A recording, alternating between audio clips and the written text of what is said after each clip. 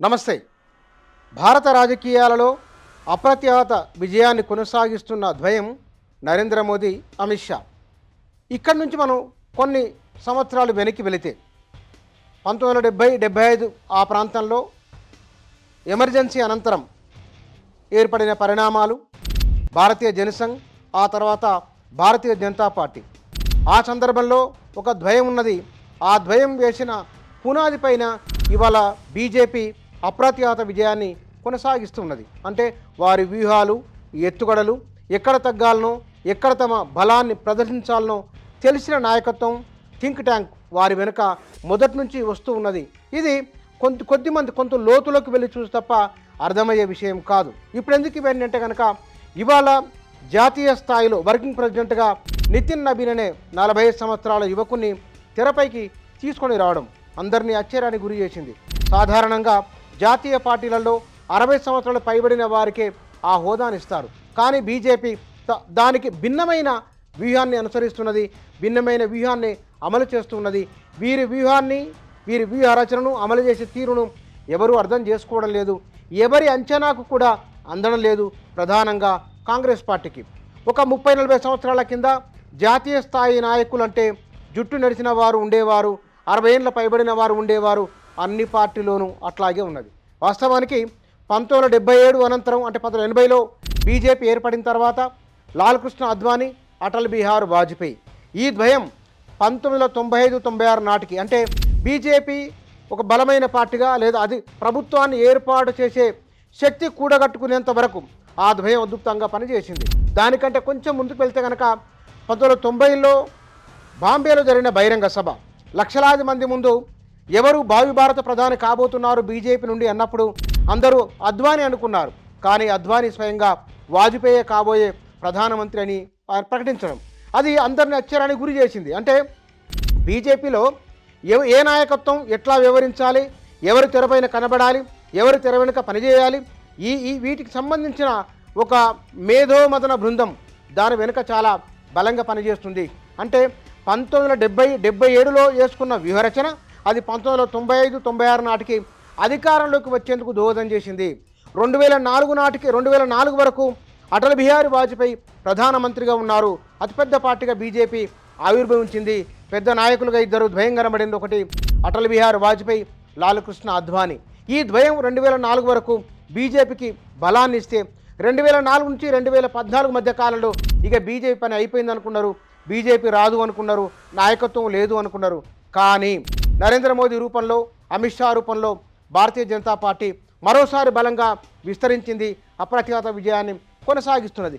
ఎట్లా సాధ్యమైంది వీరికి అనంటే వీరు వేస్తున్న వ్యూహాలు, వీరు అమలు చేస్తున్న పద్ధతి ఇది ఇతరుల అంచనాకు అందనిది. వారి వ్యూహాన్ని అది ఆచరణలోకి వచ్చేంత వరకు ఎవరు పసిగట్టలేరు. కారణం ఏమిటంటే సంప్రదాయ రాజకీయాలకు భిన్నంగా బీజేపీ వెళ్తున్నది. ఆ సంప్రదాయ రాజకీయాల ఒరవడిని కాంగ్రెస్ కొనసాగిస్తున్నది.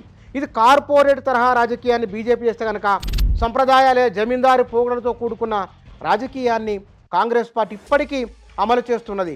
అక్కడ 1-2 సామాజిక వర్గాలకు సంబంధించిన వారే ఇప్పటికీ ముఖ్యమంత్రులుగా, ఇప్పటికీ పార్టీ అధ్యక్షులుగా, ఇప్పటికీ జిల్లాలను లీడ్ చేసే అగ్రశ్రేణి నాయకులుగా ఉన్నారు కాంగ్రెస్ పార్టీలో. కానీ బీజేపీ దానికి భిన్నంగా ఉన్నది. ఒక ఆదివాసిని, ఒక బీసీని, బీసీలలో అత్యంత వెనుకబడిన బీసీని, ఎస్సీలలో అత్యంత వెనుకబడిన ఒక ఉపకులాన్ని వారికి ఎమ్మెల్యేలుగా, ఎంపీలుగా, మంత్రులుగా అవకాశం ఇస్తున్నది. అంటే తనం ఏ సామాజిక వర్గాల్లోకి అయితే కాంగ్రెస్ పార్టీ వెళ్ళలేదో, ఏ సామాజిక వర్గాలను మిగతా పార్టీలు విస్మరిస్తున్నాయో వారి దగ్గరికి బీజేపీ వెళ్తున్నది, వారిని తమ వైపు తిప్పుకుంటున్నది. ఇంతేకాదు ఈ కార్పొరేట్ తరహా రాజకీయాన్ని చేయడంలో బీజేపీని మించిన వారు ఇప్పటి వరకు లేరు. కారణం వారికి కొన్ని లక్షల మంది స్వచ్ఛందంగా పనిచేసేవారు ఉన్నారు. సోషల్ మీడియాలో, ఫేస్బుక్లలో, వాట్సాప్లలో, ఇన్స్టాగ్రామ్లలో బీజేపీ ఆలోచన విధానాన్ని, అమిత్ షా, నరేంద్ర మోదీ ఆలోచన విధానాన్ని విస్తృతంగా ప్రజల్లోకి తీసుకెళ్తున్నారు. ఒక్కసారి నరేంద్ర మోదీ ఒక మాట అంటే కనుక ఆ మాటకున్న అర్థం ఏమిటి, ఏ భావనతో వారన్నారు, వాటి ఉద్దేశాలు ఏమిటనే ఒక భావాన్ని బలంగా ప్రజల్లోకి తీసుకొని వెళ్తారు. కొందరు దాన్ని వాట్సాప్ యూనివర్సిటీ అని విమర్శలు చేసినప్పటికీ, ఇందులో అబద్ధాలు ఉన్నాయని వారు అంటున్నప్పటికీ అవేవి పట్టించుకోకుండా అధినాయకత్వం చెప్పిన విషయాలు ఏవైతున్నాయో అవి కిందికి తీసుకొని పోతున్నారు. అదే కాంగ్రెస్ పార్టీలో లేదా వామపక్షాలలో ఆ పార్టీ నాయకత్వం చెప్పింది పత్రికల్లో వస్తే వచ్చినట్లు, లేకుంటే కిందికి బలంగా వెళ్తున్నది లేదు. క్షేత్రస్థాయిలో వాటిపైన చర్చ జరుగుతున్న సందర్భాలు లేనే లేవు. ఇవాళైతేనే నితిన్ నబీన్ అనే 45 ఏళ్ల యువకుని తీసుకొని రావడం వెనుక బహుశా 2047 నాటికి భారత రాజకీయాల్లో బీజేపీ ఎట్లా ఉండబోతున్నది, రాబోయే లోక్సభ ఎన్నికల నాటికి భారతీయ జనతా పార్టీ ఏ ఏ రాష్ట్రాల్లో బలంగా ఉండాలనుకుంటున్నానికి ఒక వ్యూహంతో వారు ముందుకు వస్తున్నట్లు అర్థమవుతున్నది. ఇందులో మధ్యప్రదేశ్లోను, బీహార్లోను, ఉత్తరప్రదేశ్లో, రాజస్థాన్లో, గుజరాత్లో ఈ 4-5 రాష్ట్రాల్లో బీజేపీ బలంగా ఉంటే కనుక, ఈ 4-5 రాష్ట్రాల్లో కనుక లోక్సభ స్థానాలు ఎక్కువ వస్తే కనుక నిరంతరాయంగా అధికారాన్ని కొనసాగించవచ్చు.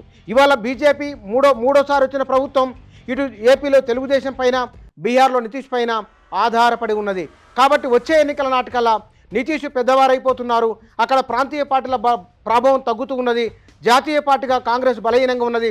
బలంగా రావాలంటే కనుక ఓ కాయస సామాజిక వర్గానికి సంబంధించిన ఒక యువకుల్ని వారు తెరపైకి తీసుకొని రావడం, అది కూడా జాతీయ స్థాయిలో. వాస్తవానికి బీజేపీ అనగానే ఇది అగ్రకుల పార్టీ అని, ఇది బ్రాహ్మణ బనియా పార్టీ అని చాలామంది అంటూ ఉంటారు. కానీ క్షేత్రస్థాయిలో అది విస్తరిస్తూ వస్తున్న తీరు కానీ, కింది సామాజిక వర్గాలను గుర్తించి పదవులు ఇవ్వడం కానీ బహుశా వాటిపైన ఈ విమర్శలు చేసేవారి దృష్టి లేనట్టుగానే కనబడుతున్నది. ఒకవేళ ఉన్నా సరే ఆ లోపాలను తిప్పికొట్టి బీజేపీకి కౌంటర్ స్ట్రాటజీ వేసే శక్తి కానీ లేదా ఆ నిపుణత కానీ బహుశా విపక్షాలకు ఇప్పట్లో అందుతుందంటే అందడం కష్టంగానే కనిపిస్తున్నది. అయితే అనుకుంటే సాధ్యమై, ఒకవేళ సీరియస్గా అనుకుంటే కనుక సాధ్యం కానిదంటే ఏమీ లేదు. కానీ ఆధునిక ఆలోచనలను జనరేషన్ మారుతున్న తీరును, వారి ఆలోచనను బలంగా పట్టుకుంటున్నది భారతీయ జనతా పార్టీ. అంటే ఏ తరానికి ఆ తరం ఆలోచనలకు అనుగుణంగా ముందుకు వెళ్తూ ఉన్నది. 2004లో అటల్ బిహారీ వాజ్పేయి ప్రభుత్వ రంగ సంస్థలో పెట్టుబడుల ఉపసంహరణ చేసినప్పుడు ఆనాడు ఆర్ఎస్ఎస్ తీవ్రంగా వ్యతిరేకించింది. కానీ ఇవాళ పరిస్థితిలో మార్పు వచ్చింది. ఇవాళ జరుగుతున్న చర్చ ఏమిటి? పెట్టుబడుల ఉపసంహరణే సరే, లేదా అదానీ అంబానీ పెద్ద చర్చ జరుగుతున్నా సరే, ఆర్ఎస్ఎస్ నుంచి కానీ లేదా మిత్ర బృందాల్లో లేదా మంత్రివర్గంలో ఉన్నవారు ఎవరు కూడా అమిత్ షా, నరేంద్ర మోదీ నిర్ణయాన్ని ఎవరు వ్యతిరేకించడం లేదు, వ్యతిరేకించే సాహసం కూడా చేయడం లేదు. అంటే ఆనాడు అటల్ బిహారీ వాజ్పేయి, లాల్ కృష్ణ అద్వానీ విదేశీ పెట్టుబడుల విషయంలో కానీ లేదా ప్రైవేట్ రంగాన్ని అధికంగా ప్రోత్సహిస్తే కనుక ఆనాడు సొంత మంత్రివర్గ బృందం నుంచి, పార్టీకి సంబంధించిన నాయకుల నుంచి, ఆర్ఎస్ఎస్ నుంచి వారికి విమర్శలు వచ్చినాయి, లేదా వారు నిలుపుదల చేయాలని ఆదేశాలు వచ్చినాయి. కానీ వాళ్ళ వాతావరణం లేదు. అంటే ఈ అప్రతిహత విజయం కొనసాగిస్తున్నాం. ఆధునిక రాజకీయాలను అర్థం చేసుకొని ముందు వెళ్తున్నాం. అమిత్ షా, నరేంద్ర మోడీ వీరిని అడ్డుకొని వీరికి సూచన చేసి వీరు ఆగండి అంటే వారు ఆగరు అనే విషయం కూడా మంత్రివర్గ బృందానికి అర్థమైంది, పార్టీలో సీనియర్లకు అర్థమైంది.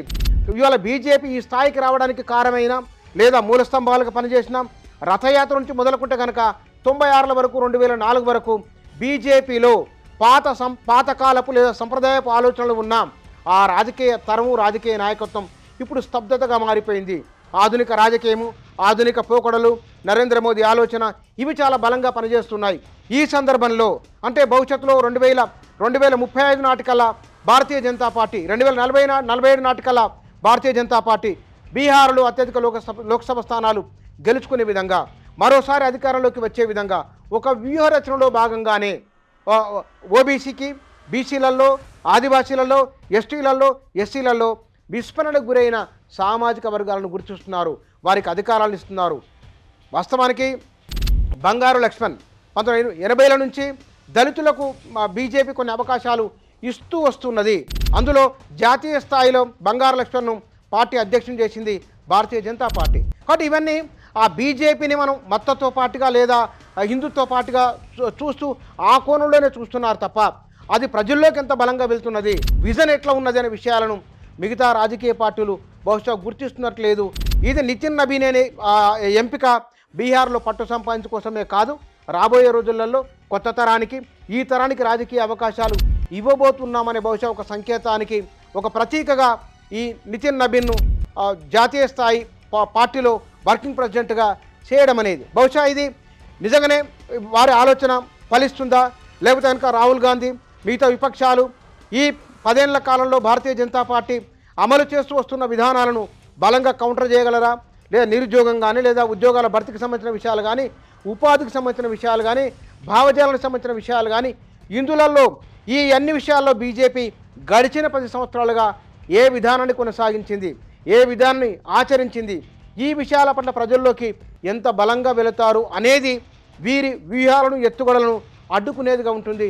లేదంటే కనుక ఇంకొక మాట ఇక్కడ మనం గమనించాల్సింది, హిందుత్వ ఎజెండాను బీజేపీ ఎత్తుకున్నది. ఇవాళ హిందూ జాతీయవాదం చాలా బలంగా కనబడుతున్నది. కాంగ్రెస్ పార్టీ డోలాయమానంలో ఉన్నట్లున్నది. అది సెక్యులరిజం వైపా లేదా సాఫ్ట్గా ఉండే హిందుత్వ వైపా ఎటు తేల్చుకోలేని ఒక అగమ్య గోచరమైన స్థితిలో కాంగ్రెస్ పార్టీ ఉన్నది. ఇవాళ వామపక్షాలు చరిత్ర పరిణామ క్రమంలో వారు చేసిన పొరపాట్ల కారణంగా వాటిని సరిదిద్దుకొని ఒక ప్రత్యామ్నాయ ప్రోగ్రాంతో ఎట్లా ముందుకు వస్తారో కూడా వాళ్ళు చెప్పుకోవాల్సిన లేదా వారిని పునఃసమీక్ష చేసుకోవాల్సిన అవసరం ఉన్నది. ఇది అనివార్యత. ఇదొక చారిత్రక సందర్భము. ఈ గడిచిన 10 ఏళ్ల కాలంలోనే బీజేపీ అమలు చేసి వస్తున్న విధానాలు, బీజేపీ ఆలోచన విధానము, వివిధ సామాజిక వర్గాలకు ఇస్తున్న పదవులు ఇవన్నీ చూసైనా సరే వారి వ్యూహం ఏమిటో, వారి ఎత్తుగడ ఏమిటో, దీనికి కౌంటర్గా విపక్షాలు ఎట్లా ముందుకెళ్తాయో చూడాలి. ఇప్పటికైతే విపక్షాలకు లేదా తమను విమర్శిస్తున్న వారి అంచనాలకు అందకుండా బీజేపీ ముందుకు వెళ్తూ ఉన్నది.